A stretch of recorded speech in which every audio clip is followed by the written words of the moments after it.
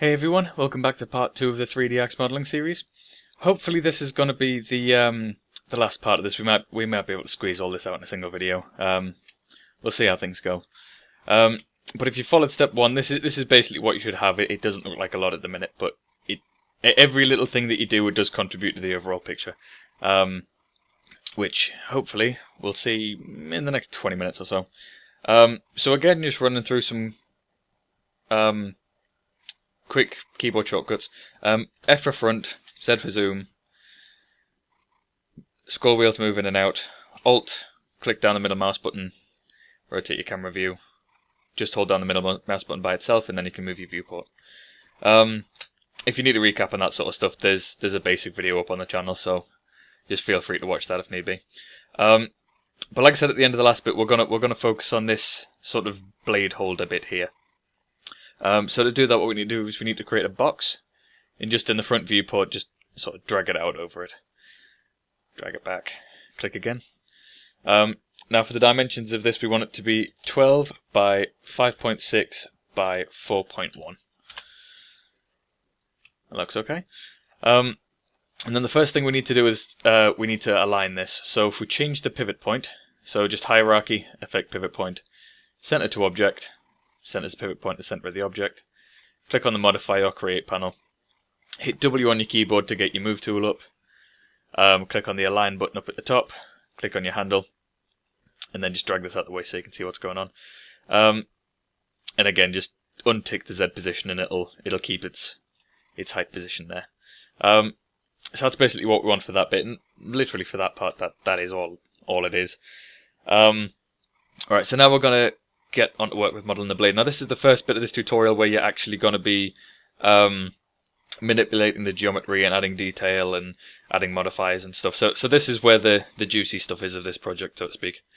So if you just come to your create panel, click plane, and click around here, and drag down to about maybe about there. Make sure that your length and width segments are set to 1. So just right click those two arrows and it'll default it to 1. Right click your new object, convert to Editable Poly, and then the first thing we want to do is start adjusting these points so that they match up with the reference imagery underneath. The more accurate you can get this start bit, the better it all comes together later on, so just take your time with this bit if need be. To extrude this edge, basically you've got your vertices, which is what we can drag about here. But then next to that you have your edges, and these are the lines that connect all the vertices. So with your move tool selected, hold shift on your keyboard, click and drag that out, and that'll create extra geometry for you to work with. So just drag it to about halfway of the curve of the axe and let go over there. Again, select vertices, just click and drag over that. And the y-axis, just drag it straight up. And then come down here, drag this one straight down. Again, select the edges. Now, for each one of these, it tends to remember what the last thing you selected was, so this knows that this edge was the last thing we were using. So then we want to drag this one out until it basically reaches the edge of this bit here. So if you hit R on your keyboard, and then scale that up, it gives you a better idea of where you need to be. So we actually need to move this back just a little bit. So hit W again, drag it back, that'll line that one up, and then we just need to come down here and reposition this one. So just grab the vertex and drag it down. The next thing we need to do is we need to actually add edges into here so that we can drag the vertices out to make this curve. There's a few ways of doing this, but for this one we're going to use the connect tool. So edges selected again, click sort of in the middle of your line, so about here, and drag it all the way across. You can go all the way over here, this doesn't matter, but just be careful how far you go down because you don't want to select any of these bottom edges around here. So just straight through the middle of it, you should have these selected now, and then come down here and you have the word connect. Now next to that you have the settings box, so you just click that and it'll bring up some different tools that you can use. Now we actually want to set this top number to 6, and as you can see, as we boost that up, it adjusts the amount of new edges and vertices that we have here. The This does add to the detail of your model, so you need to be careful not to sort of ramp this right up like that, because it's just unusable then. You want to keep this as basic as possible, but with getting the best results.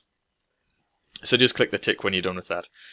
Come over here to vertices again, and then you can just start dragging these out and matching them up with the edge of, like, the golden curve here, where the blade begins is where we want to position these. So let's move this one up a bit.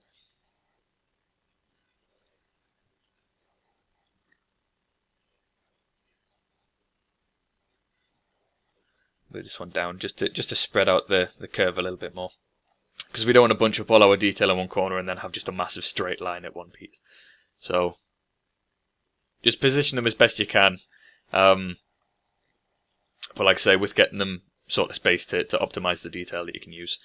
The next thing we want to use is click Edge again. Now, as I said before, it remembers your last selection, but we don't want these anymore. We want to actually select this sort of outer edge here. Now, a really quick way of doing this, instead of clicking on that, holding Control on the keyboard, and then going around and clicking all of these, is if you click on a single edge, come over here and click Loop, it'll select all this thing for you. Basically what that does is it selects all the edges until it reaches the corner of the final polygon. So it won't start selecting this stuff, because this is classed as a separate loop. If these were triangles, so if these 2 points were merged, it would select all of this, just simply because it didn't have a break in the line, so to speak. But with that selected, hit R on your keyboard, hold Shift again, hover over this line, and drag it out, just so it sort of matches up with the image underneath. Again, we're going to refine this in more detail. So now that we have that, just click W again, and drag it out so that it starts meeting up with the blade. Switch to vertices, and again, just do some bit of refinement work just to get the silhouette of it right.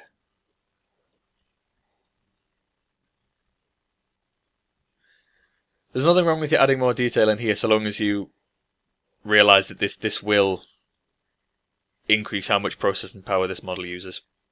But I'll cover in a later video about using more detail, so you don't have to worry about that for the time being. So now that we have this, as you can see, it's just a completely flat shape. There's no depth to this whatsoever. So what we want to do is, with that blade selected, we want to come up here to Modifier List. Scroll down to the bottom and you'll find Shell. Now you want to click that and set the outer amount to 2.0 and hit Enter. As you can see, this now gives us some depth to our model, which is exactly what we want. Next step is to right click your model, Convert to, and Editable Poly. Now as you can see, that's collapsed what's called your modifier stack over here. So if I just undo that, if I were to go and try and edit this model again, it loses any depth that modifier gave it. So just go to the top of your stack, right click, Convert to, Editable Poly, and that'll flatten it basically. It'll set all the modifiers to the basic geometry itself. Now we want to select Polygon. Now these are just the individual face tools, so we just want to go around here like this and select all of those faces. Now this is quite a handy little trick for converting your selections. If you hold Control on your keyboard and click on Vertex over here, it'll change your selection to this style of whatever previously was connected to it. So these faces were all made up of these vertices, so that's a thing to bear in mind. Then just hit R on your keyboard, and then what we want to do is we want to scale this straight down in Y to make this sort of a cutting edge. If you look in the bottom of the screen, you can see that when I'm adjusting this, the middle figure of those measurements is adjusting. We want this to be down probably close to the 10 mark, so just about there. And as you can see, that now gives us the sort of cutting edge that we want. The next step is to go back to Hierarchy, Effect Pivot Point, Center to Object, and then come back to the Create panel. Hit W on your keyboard, Align, click the box. We basically only want this to move forward and back. We don't want it to have any height or any sort of left and right adjustments. So if you just untick X and Z, so only Y is ticked, it'll center it to that. So as you can see, that's now dead in the center of our model. Now this bit's another good sort of trick. Basically what we want to do is create this same thing on the other side. Now there's a couple of ways of doing this, but this is probably the quickest and most accurate way. Affect the pivot point again, but this time align your pivot point to that box, and we want it to be in all of these vertices. We want it to be in the absolute center of that. Click OK. Come back to the modify panel and then hit E on your keyboard. Hold shift and hover over this line here, and then click and drag around. Now, as you can see, mine is going in steps of 5. If yours is doing anything different, just hit A on your keyboard and that'll turn angle snap on and off. But we want to rotate this by 180 degrees and then just click OK. So as you can see, we now have both sides of our X, and they're both dead center with our object, exactly center with each other. So that's starting to come together now. Actually looks like something. Right, we're getting on to the finer detail now, so we're sort of at the home stretch here. Next thing we want to do is we want to do this little point on the end. So if we create a box and just sort of draw it out over the imagery there, and we want to set the measurements excuse me, to 1 by 5 by 5, and then if I just rotate this here, you can see that that's pretty much the shape that we want, and it'll fit nicely in the cylinder, but it's still in the wrong place. So to stop from making any more boxes, just right click in empty space, go to the hierarchy tab, affect pivot point, center to object, modify panel, and the pivot point's where we want it to be. Hit W on your keyboard, and then align, click on the box, untick Z. Okay, and now that's exactly where we want it to be. Now this is actually rotated by 45 degrees on here, so like this is an edge, this is an edge, and this is an edge. This isn't just flat. So we want to hit E again, and just rotate it normally by 45 degrees. Now again, we need to modify this because we need to add this point on the end. We could do this with a separate item. We could just make a pyramid and stick it in the top and align it, but there's no point in creating additional objects when we have the necessary means here. So just right click, convert to Editable Poly, select the polygon tool. There are times in my tutorials, by the way, I will call that the face tool. It's just something I picked up from another program. And then we want to come down here to inset. Again, click the settings box beside it, and then set that figure to 1. Hit enter, and then hit the tick. Now, as you can see, that hasn't changed the actual silhouette of it any, but if we come down here to extrude and click the settings box next to that, it now gives us the shape we like at the bottom, but also allows us to adjust the center of it.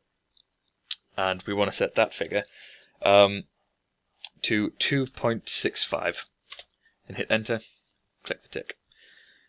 Now, this is fine. This pretty much matches up perfectly with our reference imagery, but what we actually want is we want this to be a point. So again, using the same method as before, hold Control, click on vertex, and that will convert your selection to the 4 vertex. Come down here to Weld and click the box next to it. Now you'll get this window up here. If you just hover your mouse here, you'll notice that the icon changes to 2 arrows.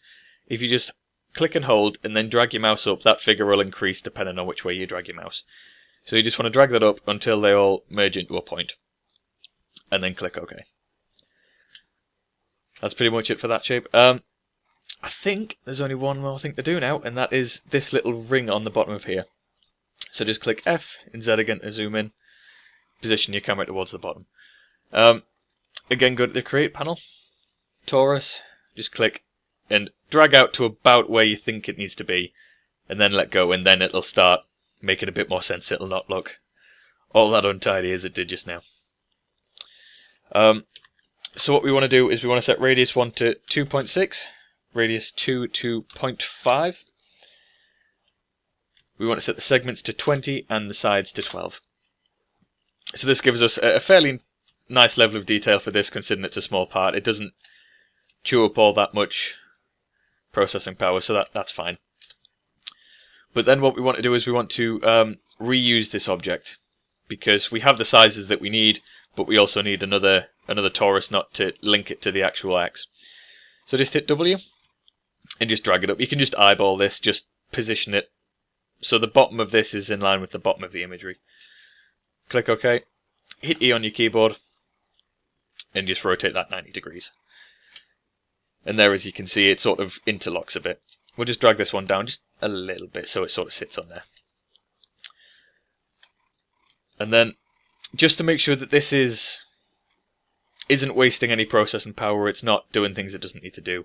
If you convert this to an editable poly, click F in Z, and then if you hit F3 on your keyboard, that'll take you to the wireframe mode, which lets you basically see the edges of everything, but this doesn't mean you're going to be selecting edges. So with this new torus selected, click on polygon and select everything up to that line, and then hit delete. Because then that basically gets rid of half a torus knot that we weren't going to see, we weren't going to use, and it just gives the software a bit of a break from it all. So with this torus knot selected, since this is already an editable poly, we just need to click attach, click on this torus down here, and then right click to stop attaching things. So now we need to align this to the center of this again. So we'll use the handle again. So align, click the handle. It's not moved it up and down, so this is exactly what we want. Hit OK. And then there you go. You'll have a fully modelled axe. We'll just quickly cover how to change the basic material and how to attach it all together, and sort out the smoothing groups and stuff to get the axe to look a little bit nicer. So if we just click on, eeny meeny miny mo, we'll just select the blade, and then we'll click attach. And what we want to do is we want to go through all of this model and click attach on everything, but we don't want to include the reference imagery, so do not click that. So again, just go through. It'll change the colour of everything, so you should be able to see more or less what's already part of the model and what's not. So now everything in there, it's all a single model. Everything separate that we've made is now part of the same thing. So if we were to go over here to vertex, the vertex for the whole model would appear. Which is exactly what we want for the smoothing group purposes. Because we want to go over here to polygon and select everything on here because we want to affect the entire thing. And then in your panel, when you load up your software, yours might look like this. If you just hover over here, click and drag it out, it'll give you sort of like a double din control panel. There's a nice button down here called Auto Smooth. If you just click that, it'll clean it up pretty nicely, but not to the degree that we would actually like. So if we select faces again, now if we go here and click that, you can see that that's smoothing group 1. This is smoothing group 1, so is this. So all of these, it tricks the lighting into thinking it's smooth. The problem comes when these two are also the same, because these need a distinct sort of crease in here to show the edge of the blade. So if we just click these parts on the front and the back of both blades,